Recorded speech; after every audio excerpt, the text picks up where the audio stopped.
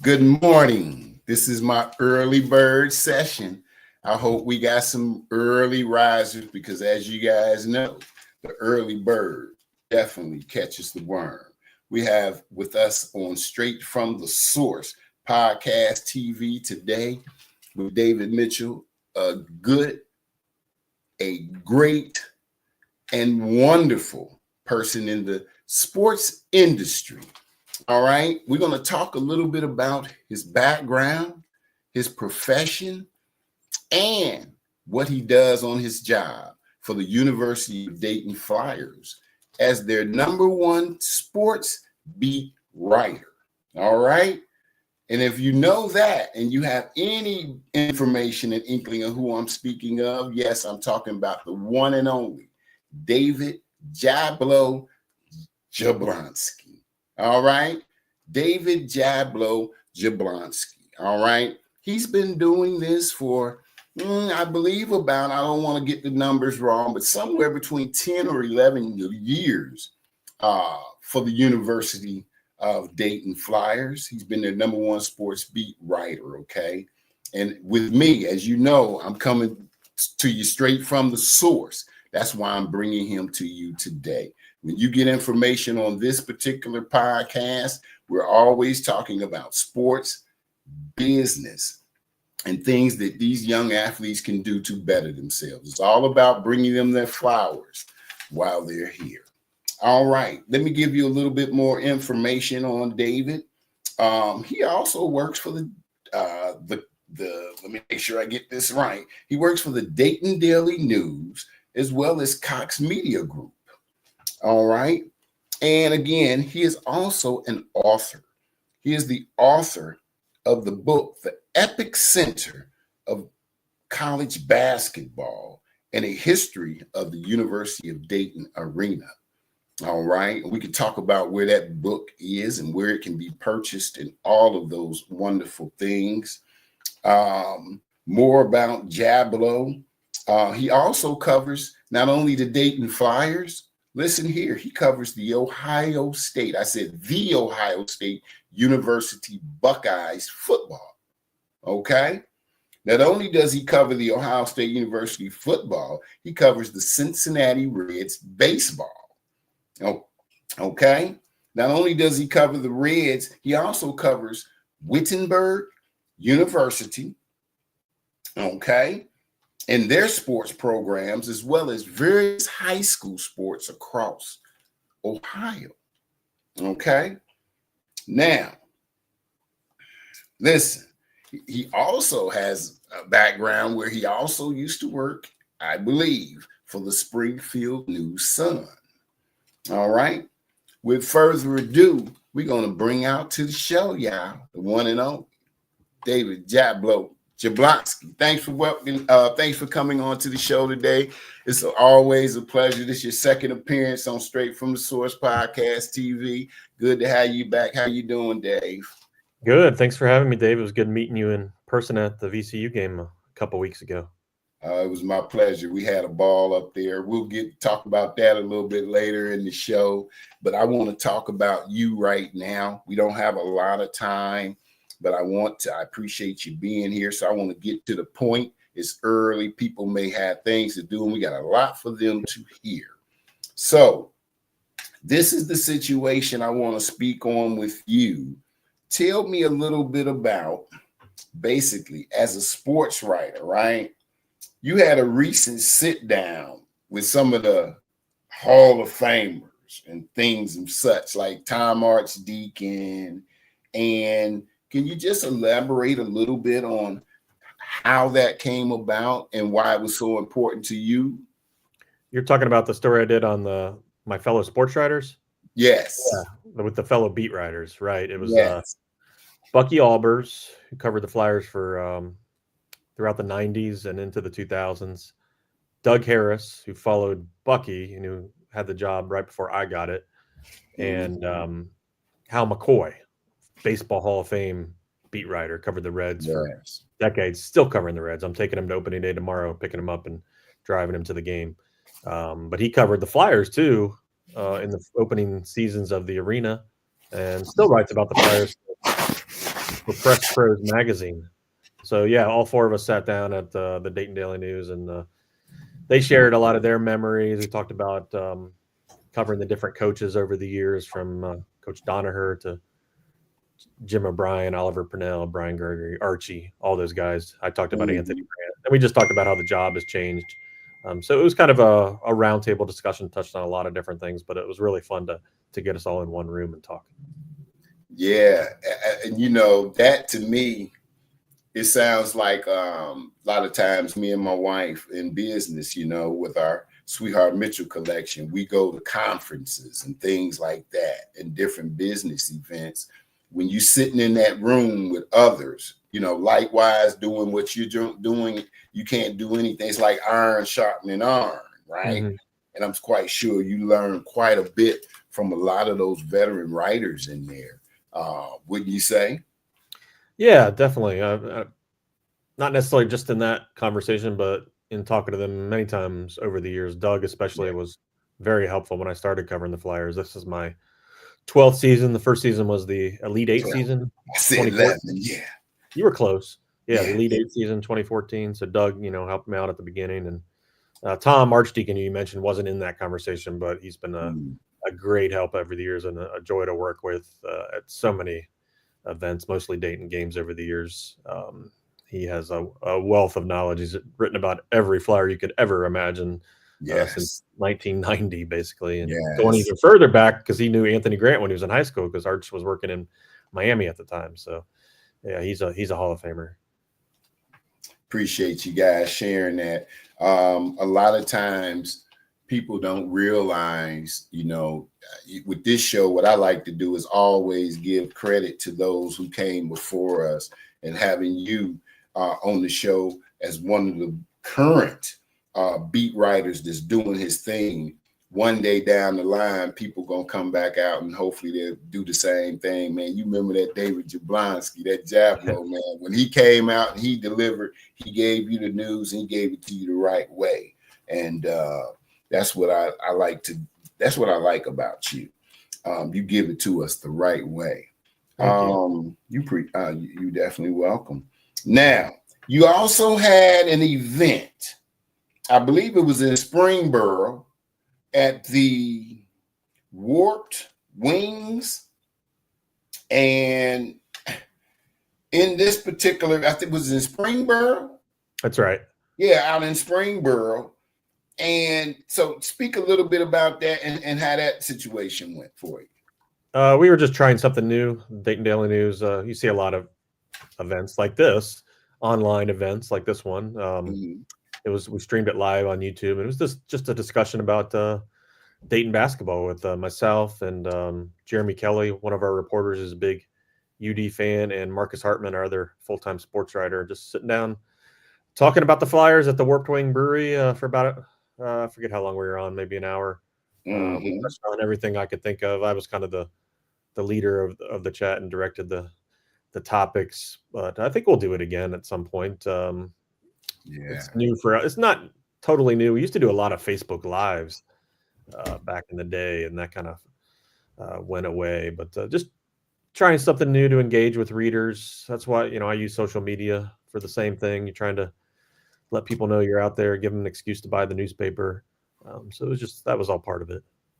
Yeah, I believe that's you doing some innovative things, you know. Yeah, I mean, as you continue to grow. Probably ahead of us, but yeah. Yeah, absolutely. And then here, I saw you on podcast. You're on podcast again with me, with Nick Hendrick on the Stranded in the Paint. Right. And over there, you know, you spoke about, you know, the Flyers and this season and some of the things that were going on in the year being sort of up and down.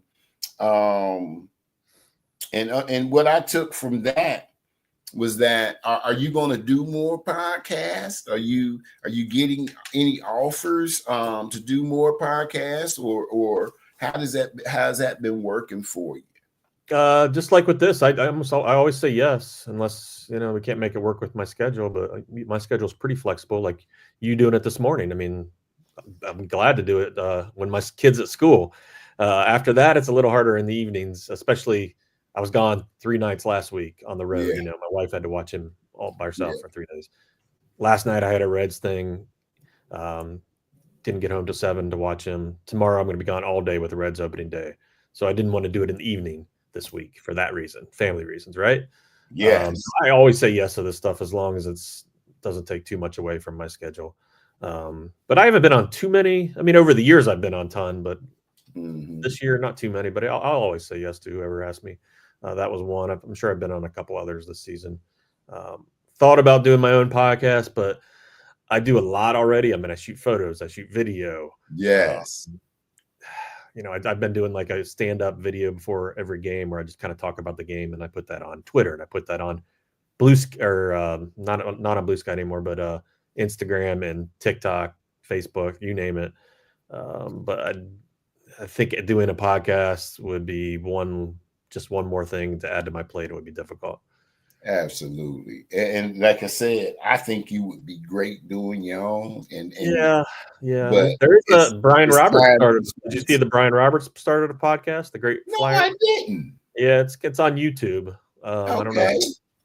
if that counts as a podcast. I don't know if you can get it on like Apple or Spotify or wherever you get your podcast, but it's on a show on YouTube he started and looked pretty cool. Okay. But there's a niche because the Talking Out Loud podcast has kind of gone away. That was the big fan podcast started by Dan Sullivan a few years ago. But there is a niche. Anybody who wants to jump in there for a Dayton podcast, you can do it. Absolutely. Question for you that a lot of people may not know, but you as a journalist get an opportunity to vote for the top 25. Did you have your vote this season? And if so, can you share with us who you voted for? I vote in the football and basketball polls. It's a lot of work. There are only a couple guys I think who do both polls. So yeah, it's especially when both polls collide in November and December, and you're doing football poll on Sunday mornings, basketball poll on Monday mornings. It's a little bit of a challenge. All the polls are public, so yeah, you can look at every poll I've ever done. I've been doing it for 5 or 6 seasons for football, or 4 or 5 for basketball, I think. Collegepolltracker.com keeps track of all the polls, so that's all public. And believe me, people love to examine your polls, and they love to tell you you're stupid, or they love you. They love you if you have their team higher than anybody. I was the only person to vote for Akron in the last couple of weeks because they were having such a great season. And it's funny, the official basketball account will release a tweet saying, "We got a vote in the poll, one vote," and they're excited about it, which they should be. But it was my vote that got them that. So you feel like you have a little power in that way, Right. So I feel more confident in the poll when you start. It's kind of a challenge. Like, how do you really rank these teams? I mean, it's really subjective, and there's no perfect way to do it. But now I look at it. It's not necessarily the 25 best teams. It's like who's having the best season, because Akron, I don't think they're going to beat the Kentuckys of the world, but they were having one of the best seasons, I thought. So I put them in the top 25. And there's a lot of I give shout outs, or I give a lot of love to the lower conferences in the poll more than some. VCU, I voted for VCU before anybody, I think. George Mason, I can't remember if I voted for. I think I gave them a vote too before they lost. So yeah, we'll see. We do one more poll after the championship game. So there's one more, and then I'll get a 4 or 5 month break before football season kicks off. All right. Okay, good. Enjoy that break. And we want to give a shout out to your beautiful wife. Give a shout out to your boy. Hey, how old is your son now? He's 6, going on 7. Yeah, I watched Steve, from social media and all the growing up. You're a lot. And you're active with them. And when I seen this, I told my wife, you met my wife, I said, I'm going to have to joke with David. When David said, family time, I got some family time in the evening. I said, yeah. Wifey then said, look, season then ended. I need your butt home to spend some time with me and the baby. Yep, we have to go down in the basement and play the Nintendo Switch. Got to wrestle with them on the floor. Yeah. We're practicing a little soccer. He's starting soccer next week. Wow. He had me turn on the Florida Atlantic game on ESPN, the replay, when I got home last week. He wanted to see if he could see me on the court because I shoot photos. So I'm right there in the camera angle. A lot of times, I'm pretty easy to spot if you know where to look. And he said, "Oh, I see you, Daddy." And he said, "You're picking your nose." I wasn't. It was a joke. It was it's good humor, right? Right. Yeah, so I appreciated that. Nothing like family time. Absolutely. My wife said nothing like family time. Now, y'all ready? Y'all done heard so much about this incredible sports beat writer for the University of Dayton Flyers. We're going to move along a little bit. We got to talk about the transfer portal. Yeah. With the University of Dayton right now, Isaac Jack, 6'10", 6'11" forward, has one more season, I believe, eligibility, entered the transfer portal, along with Malachi Smith. I believe Malachi will have one more season left. He entered point guard, starting guard for the Dayton Flyers, entered the transfer portal, as well as Marvell Allen entering the transfer portal of a redshirt freshman for the Dayton Flyers. With that being stated, give me just a little bit of your opinion on the transfer portal for Dayton right now, is with those three guys leaving. Well, I talked to Malachi's dad yesterday. He called me to thank me for my coverage over the years. I covered Malachi's brother Scoochie for all 4 years too. Malachi's been here for 4 years.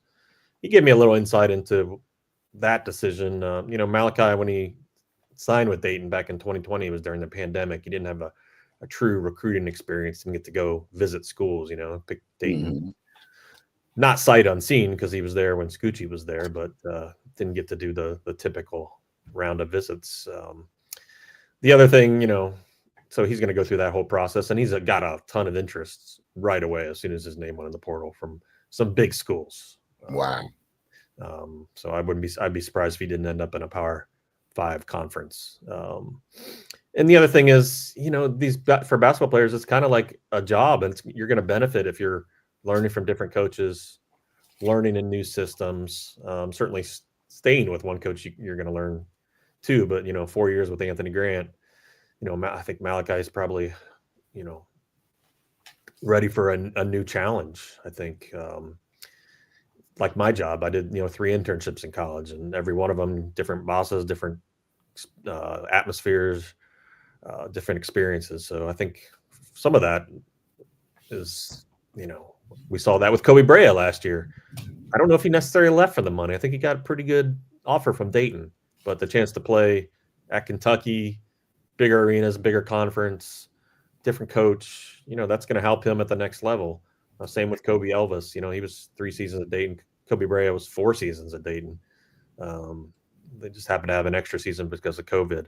And Malachi has the extra season because of his injury last year. So, a lot of it going into it. The other part is the money, just putting himself out there on the open market. He's going to be able to attract some offers and, have schools maybe competing with him. Maybe Dayton, I don't know if they would have been willing to offer as much. They're kind of rebuilding that roster. It's hard to say how much they would have offered Mally. But he'll be in a good spot somewhere. He played. I mean, it was a real blessing that he got through this whole season without an injury, right? Yes. Nobody knew what to expect from him this year, and he had some really good moments. I mean, certainly ups and downs. Like a lot of the guys, some turnovers against that press against VCU. Certainly would like back.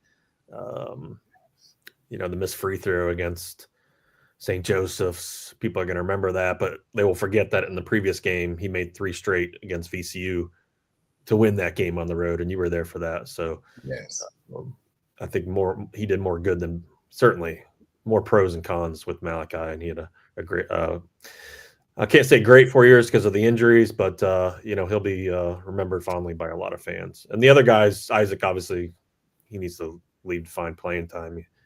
If he couldn't find playing time this year, I don't see it happening next year. And Marvell really hasn't played in more than 2 years, and even his last year at high school, he battled injury, so he hasn't been healthy for a long time. So, and we know he has talent, but I don't know if I don't know where he'll end up. It's hard to say, and I don't think fans should criticize him for putting his name in the portal unless they know the whole story about why he did it, and maybe it wasn't all his decision either. We don't know about that. Absolutely. I appreciate you sharing that. You guys getting this straight from the source on Podcast TV from David Jablo Jablonski. Jablo, I have a question I want to ask you. I had heard from a couple of people, and I'm not sure if it's true, and that's why I'm talking to you about it. I always run something by you if I have a question regarding Flyer basketball. And I had them on my podcast as well. I had the Cups. I had Coach Gabe Cups, phenomenal, coach in the Dayton area, Centralville High School, and his son Gabe that went to Indiana University. There were some rumors that perhaps he may surface at the University of Dayton. He's a guard, and there are spots available. Did you hear anything about that? One of the Indiana beat writers messaged me that he had heard that Gabe was going to go to Dayton. Been hearing that for a while. I do think Gabe's probably exploring his options right now. I've known the family for a long time. Gabe's grandpa, Ray, was a baseball coach at Graham High School, which is north of Dayton. And when I covered high school baseball, I would talk to Ray every week, getting the stats from him. Then Brooke, his son, was the coach at Graham High School before Centerville. They made it to the Final Four. I was covering that team in 2008. Gabe was a little kid then.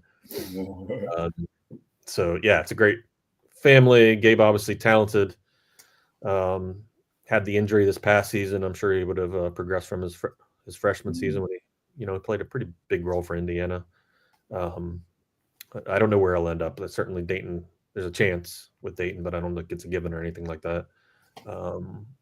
But it would be cool to have a local guy on the team again. Got Jacob Connor this past season, along with Brady Ewell, and all the walk-ons were local almost. But a player of Gabe's stature to pick Dayton, it's been a while. I mean, he was a fairly big recruit. I mean, the last real local guy to play a huge role, I guess, was Trey Landers and Ryan Mikesell, but both outside Dayton. Well, I guess Gabe's outside Dayton too, Centerville. So, yeah, they haven't had a lot of really local guys on the roster. So it's always fun when there's a Dayton guys playing for the Flyers. Absolutely, and I'll get to that locality a little bit later here in the interview. But I want to move on. So we've discussed you guys, that's 3 guys right there in the transfer portal for the Dayton Flyers, in Malachi Smith and Isaac Jack, as well as Marvell Allen. We also have to talk about returning pieces, Jablo.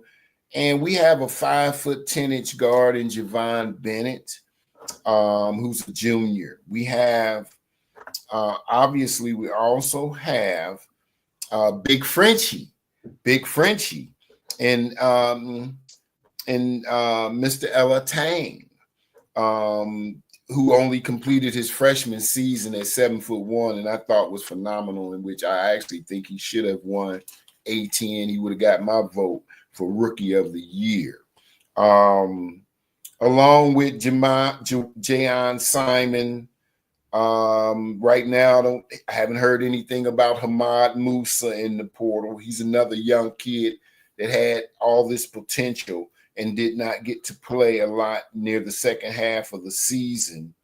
And when you look at that, outside of 2 incoming freshmen, I think a kid from Philadelphia who made Aaron McKee's son. I think. That's right.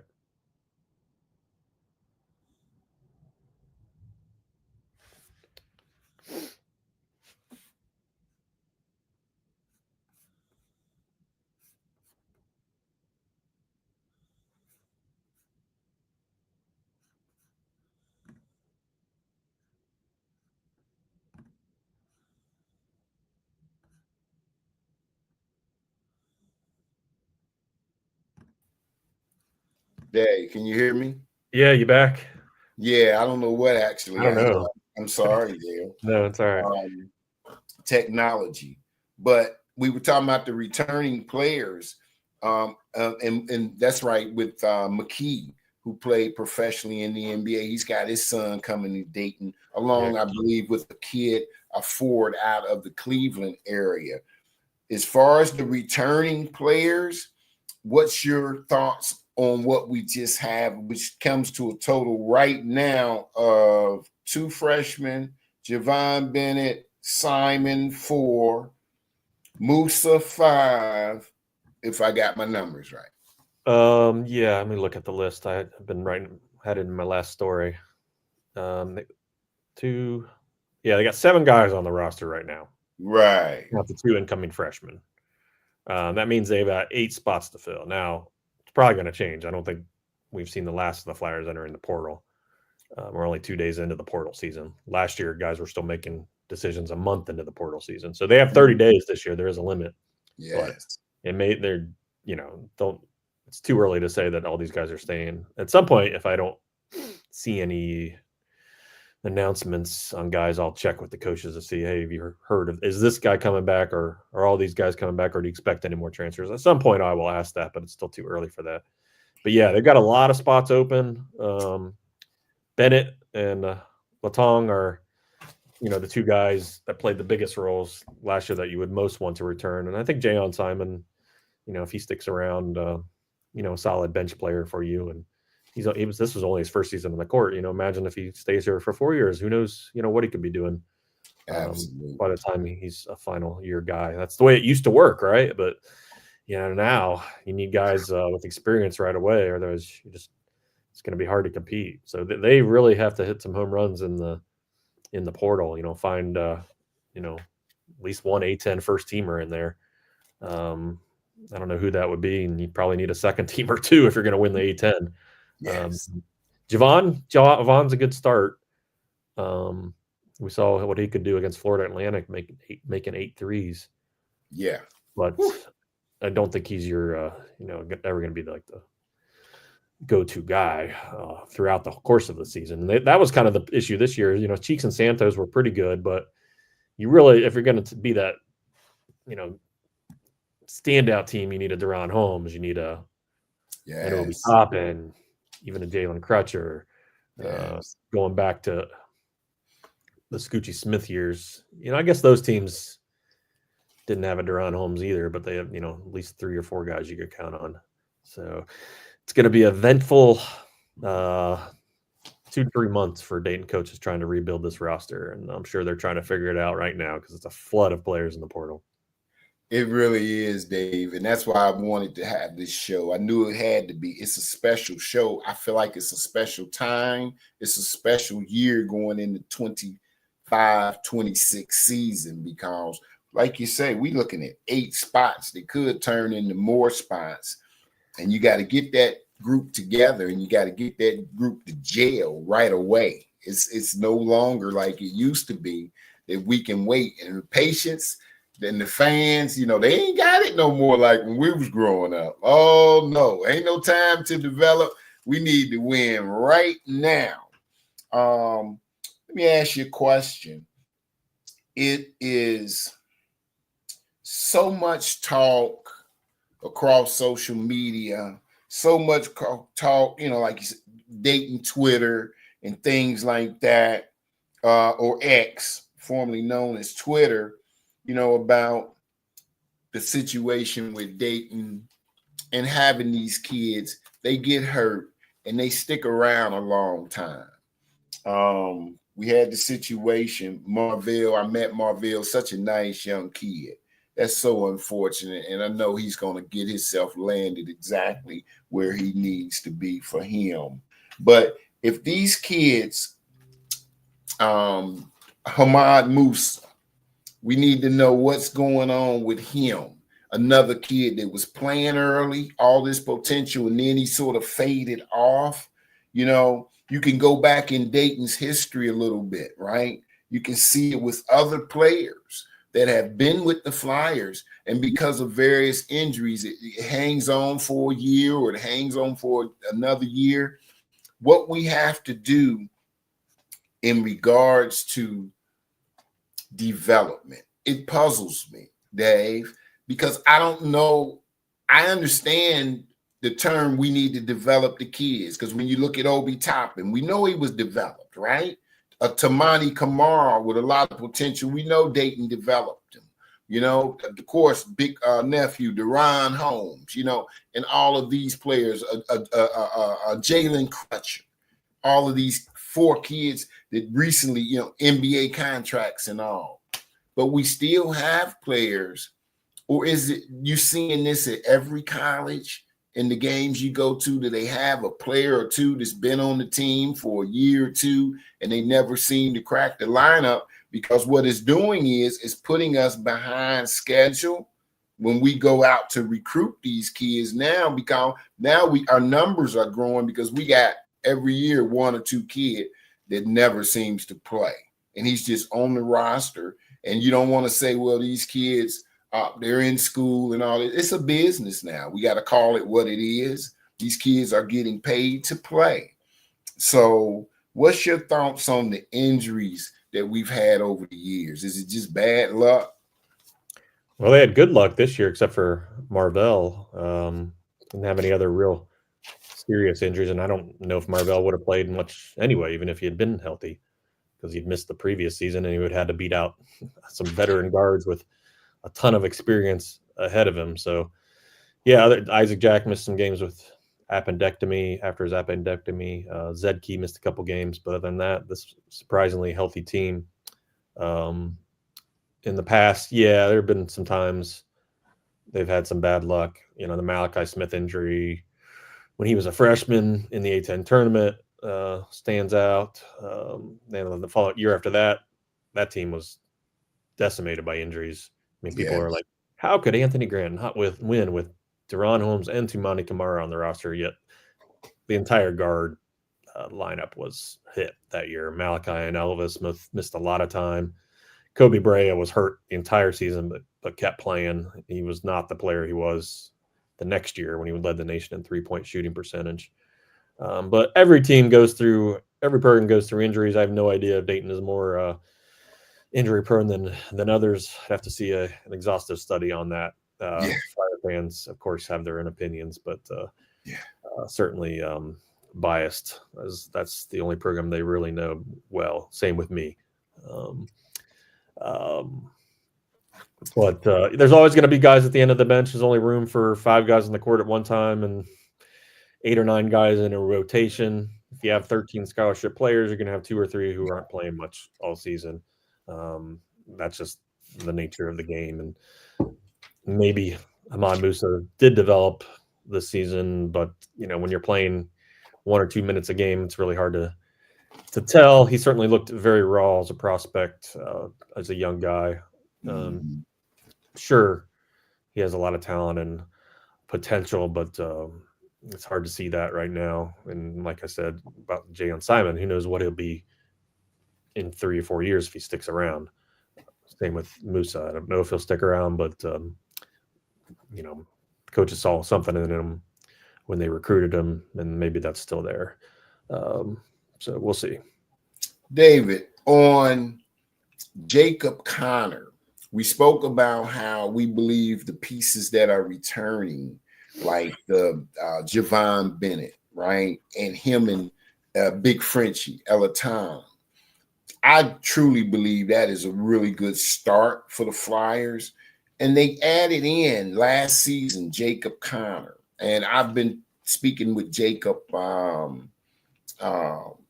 I think it's been the last couple of days, but we've been in touch for several months. He is going to be coming on the show. 6'10" forward out of Alter High School, local kid, transferred from 2 years at Marshall to Dayton this year. Got a monster dunk a few games back. I really like that in him. I saw so much potential, the way he played with confidence and the way he pulled up at Marshall. Your thoughts on Jacob Connor, and I think he could be a off season, continue to work on his game. I think he could be and get in that weight room. I think he could be another addition that can help the Flyers next year. Yeah, if he returns, I mean, yeah, he's maybe a year in the system will help. He definitely looked uncomfortable a lot at times this year, and wasn't very aggressive on offense, except for those dunk attempts. That one he made, Right. he had a couple earlier in the year that he missed the same ones, but didn't really take an assertive role because it was hard as one of the new guys on the team. Well, actually, there were a lot of new guys, but he needs to shoot the ball better from three. I'm sure he can do that. He was close to 32% at Marshall, but about 28% this year, and really didn't shoot a lot. He shot a lot at Marshall compared to this year. Right. But yeah, needs to get better all over the court really to help this team. And if he returns, we'll see. Let's say that about a lot of guys. It's going to be a whole new team around him if he does return. I mean, you say that, and I'm the same way. He'll be on the show. He'll be on the show next Sunday, Okay. March 30th at 6 p.m. Okay, Jacob, well, University of Dayton Flyer forward. But the thing is, because I was always encouraging him throughout the season, Jacob, you played free at Marshall. You know what I'm saying? Coach Grant must see something in you to put you on the floor. Yeah. Let that thing go and just play free. And we're going to discuss it. But I wanted to give him a shout out. I always try to encourage the kids. You got to understand, again, like I say, it is a business. And even though these young men are still technically kids up to 21, 22 years old, you got to live in a grown man's world, even though you're in college. Right. All right. Shout out to my boy, Jacob Connor. Now, what's your thoughts on Big Frenchie? Oh, please give me some good news on Big Frenchie. Oh, yeah. I mean, I don't know if he's staying or not. Like I said, it's only 2 days in the portal, but I would certainly think the coaches are doing everything they can to keep him. It's a whole new era with colleges being able to pay athletes directly starting in July. So all that ticket and TV money, they can certainly pass that on to the players. They're going to have plenty of cash to hand out, but they have to figure out, who gets what. These players are all signing contingent offers right now. The NCAA settlement is expected to be approved in April. The whole new era starts in July. So they sign these contracts that are contingent on all this happening. And they need to figure out who they're going after in the portal because somebody's going to be making a lot of money in the portal from Dayton. But Latong, great freshman season. One of the best in recent years from a true freshman, at least since Deron Holmes was a true freshman. Showed some outside shooting touch. Great passer. Was good on the pick and roll, stuff like that. Good at blocking shots. Showed some, anytime he had to guard a guy in the perimeter, it's kind of an issue at times, I would think. So maybe he certainly needs to get stronger, but he was a freshman, how strong. And Deron Holmes was the same as a freshman, and 2 years later, that guy was an NBA body. So yes, if he continues to work, he could be that same guy. But a lot of potential, and I think be big if he returns. Absolutely. That 7-1, the way he started stretching the floor more and more as the season went, that's what the NBA likes. And he runs the floor, and he has great footwork. I'm saying, and that's what's incredible. When you can run the floor fast, that pass to Malachi Smith to him to end that game. I don't remember. Did that make Sports Center, or do they still even do that? But that should have been top 10. I'm sure it was. I don't remember, but I'm sure it was in the top 10. Yeah. It's not a lot of NBA guys that's out there that can run the floor and did what he did on that basket. I mean, he had control in the air at 7-1, and I think we have something with him. That kid's got a lot of potential, Dave. Let's see here. Oh, question for you, Dave, as we get close to winding the interview down. Local kids. We used to recruit so much the local kid. There's a program that back even when I was in high school sent me some recruitment letters named St. Francis of Pennsylvania. They just are now going to take their program after over accomplishing this year, making NCAA first round 4 in Dayton. And they're going Division III because of all the political stuff in sports now and the money, right? Right. What do you think about that young kid from Dayton that played for him? When I saw this, I just dropped my head. He put on a show, led them over victories in their particular conference over the favorites. And this kid lost by 2 points with his family from Dayton watching there at the arena. That was a crazy finish, right, in the first 4. I can see him as a Flyer, Jablo. Oh, yeah, why not? Yeah. Let Coach Grant know. A lot of offers. Well, they've had success with Wayne. He's a Wayne High School grad, right? Yes. Trey Landers was from Wayne. Yes. Great Flyer. I've written about all the Wayne guys over the years, so yeah, bring him here. Let's see it. It'll be fun. Oh, I'm hoping and praying we can get this local kid, because when I saw him, it's like it's so many kids out there at Wayne. You got the kids over at Alter. You got the kids out at Centralville. You got the kids at Thurgood Marshall. You got those kids over there at Dunbar High School.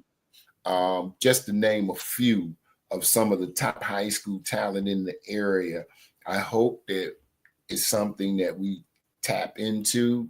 Coach Grant has always been a phenomenal recruiter, but some of that local talent, as we see, it seems like every time we got some local kids, the Flyers, we doing good. We just seem to be doing good. It's something about it, whether that local kid's the star or the second or third player off the bench. We got that local. It seems to bring great energy to the program and to the city.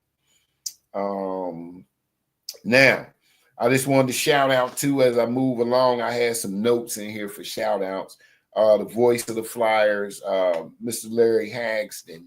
Larry, I'm still going to get your book. I have not forgot. I know he wrote the book. I'm going to get his book. I said I was going to get his book, but Larry Hagston, and hopefully get him on the show. He's been the voice of the Flyers forever. Also, want to shout out Doug Housechild, right? And you talk about sports information director. You talking about athletics and just running a program. I believe it for 40, 50 years for Doug. Instrumental in helping me interact with you and different people from University of Dayton. And we're going to miss him. But I don't think he's going to ever step away from the game. But he'll be around the first 4 for sure. Exactly. He's too good. He's going to have to be a consultant of some sort. I just wanted to shout those guys out. And again, we did earlier with the great Tom Archdeacon and the Lil Beatties and Chick Ludwig, who's been on my show from back in covering me in sports back in the day. Just want to give those great Flyer media personnel some shout outs. And then when we look here as I'm coming in, tell me about those 2 freshmen, because I know you've seen them up close. What are we getting in these 2 incoming freshmen? I haven't seen them play. Damon Fryery is from Cleveland St. Ignatius. Had a great career. They won the state championship game last season when he was a junior and lost in the semifinals this year. So he's a big man who could go in and out, I think. And we talked about Jared McKee, great bloodlines. Aaron McKee, I remember his dad playing with Temple back in the day because I had season tickets to the Bearcats and they played Temple in those days. And Aaron McKee and Eddie Jones, never forget that tandem at Temple. Great players. So yeah, he was both of them 1,000-point scorers in their high school career. It was a good start. They kind of stopped recruiting. I don't think they want more than maybe 2 freshmen on any given year right now. They need to hit the transfer portal hard for their new players. So, but both of those guys are promising talents. Absolutely. Now I'm gonna hit. I got 2 pages left, and we done, Dave. Quickly, this is what I want to throw out: analytics. Dave, it's gonna sound sort of like a rant I'm on now, right? The University of Dayton We wear this Dayton across our chest. Let me stand up a little bit here so you can see my shirt. You know, I showed you this off camera. I'm wearing this from last year. We made the NCAA tournament. Very nice. Thank you. We got spoiled with Archie Miller taking us to 4 straight NCAA tournaments. I'm just going to tell you, we got spoiled, right? Right, yeah. But analytics, this is what a lot of people don't understand. When you talk about a quad 1 victory versus a quad 2 or 3 or 4, I understand it. But I don't understand if our Flyer faithful totally get it. You know, we're going to always be the target because we've won more A-10 games than any other school in the history of the A-10. We got a great NCAA tournament resume of appearances, as well as we're producing recent NBA talent in the Obi Toppins and the Deron Holmes of the world and the Tamani Kamals and the Jalen Crutchers and so on and so forth, right? But Dayton beat VCU. And I'm down here. You know, we was at the game together, right? Hanging out. Dayton got a quad 1 for that victory. Dayton also beat Connecticut, who won back-to-back national champions. Quad 1. Dayton also beats Marquette, number 6 in the country at the time. Quad 1 victories. We beat a good Northwestern team. Wasn't a quad 1, but it was a good Northwestern Big Ten. Used to count for something, but I guess not. Then all of a sudden we beat, in my opinion, a pretty good, was it Nevada Las Vegas team? You know, they went on a little run of their own in the season. Dayton, outside of VCU, outside of George Mason, I got to look at these guys every day around town messing with me about Dayton, right? George Washington, which we lost to. I'm down here with them too in D.C. You know, what is it that you really think, in your opinion, because our resume, overall was better than VCU's. VCU won more in conference, and so did Mason. They didn't have the big wins. Why is it that you think that Dayton sort of got, I think, a bad rap on the quad 1s and stuff like that this year? Well, it wasn't your quad 1 record. It was good. It was those losses that killed them. GW, yeah. St. Bonaventure, especially large margins, and UMass. UMass was the worst loss of all. So those, yeah, you just can't. You got a slim margin for error in the A-10. I know it's hard, but you got to at least go. If they had lost 2 fewer games, they probably would have been in. But yeah, 12-6 in the A-10 is almost never going to cut it. They would almost had to go on undefeated in non-conference play to get in with 6 A-10 losses. They're going to have 4 is probably 4 or 5 maybe, depending on the season. But typically Dayton needs to win 23, 24 regular season games. Every time they've gotten in the NCAA tournament, that number has been pretty similar. It's different now. Back in 2014 when they made it, they did have, I think, at least 6 A-10 losses. But that was a really strong A-10 with 6 NCAA tournament teams. Then during the net era, things have changed. Power conferences have, made it harder for the mid-majors to get in, as is their right to do. Life isn't fair. It's survival of the fittest. So, everybody's looking out for each other, and they're not going to go out of their way to get the A-10 teams into the tournament, even if a lot of people like the Cinderella stories. But I don't see Dayton getting in more than 3 times in 10 years. That's been their average over the last 40 years, and I think that'll continue. Grant's done it twice in 8 years, so he'll be on schedule if he makes it once in the next 2. No, Dayton fans don't want to hear that. They want to get there every other year, but hasn't happened. It's not going to happen. I mean, Archie did it. Reality. I feel like Archie did it 4 years in a row, but I feel like if he had stayed 10, 15 years, it would have evened out, and he wouldn't have continued that, but who knows? It's just the way of the world. It's getting harder to make the NCAA tournament, and it's not gonna change. So what we need to do, in my opinion, right?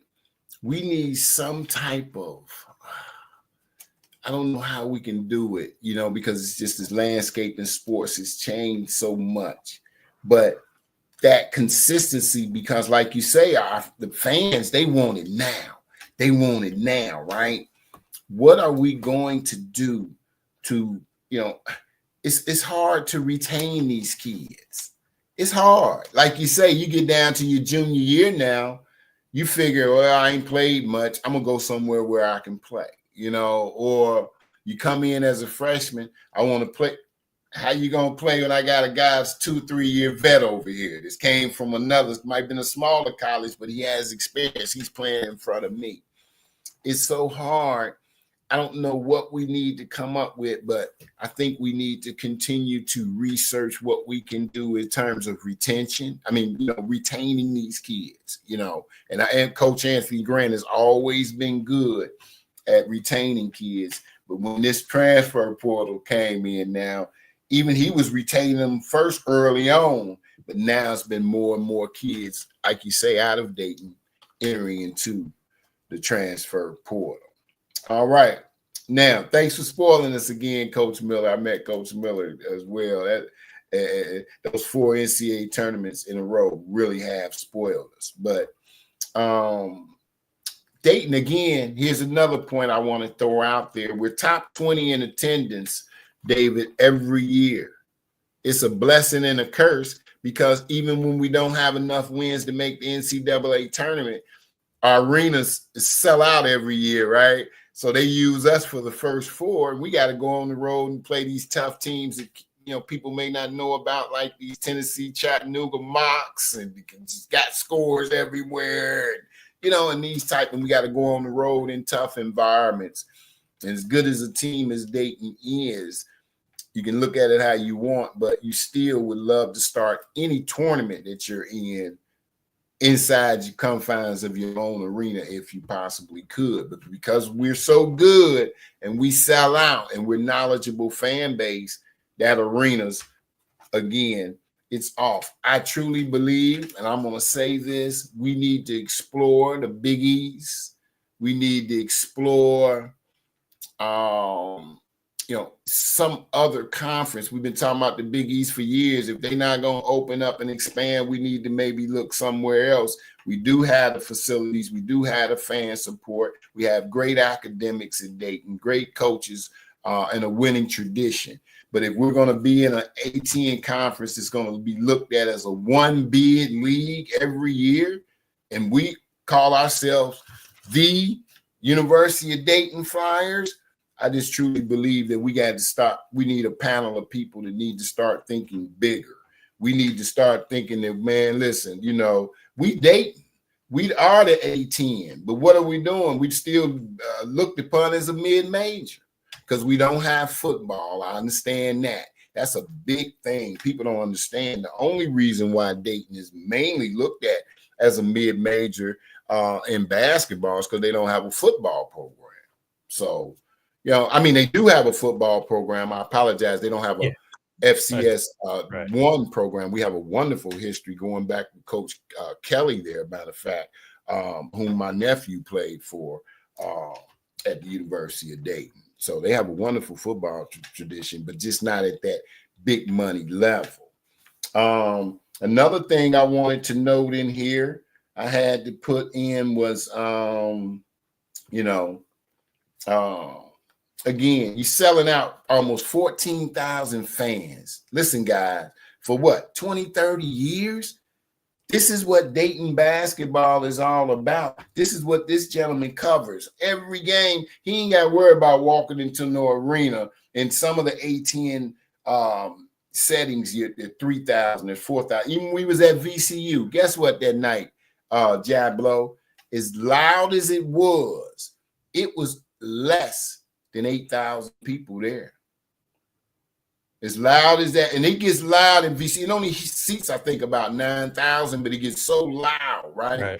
And Dayton seats much, much more. We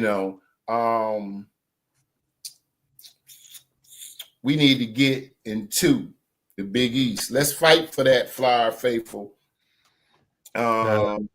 I don't know if the Big East wants to expand, and I don't know if they want Dayton. So you might be Right.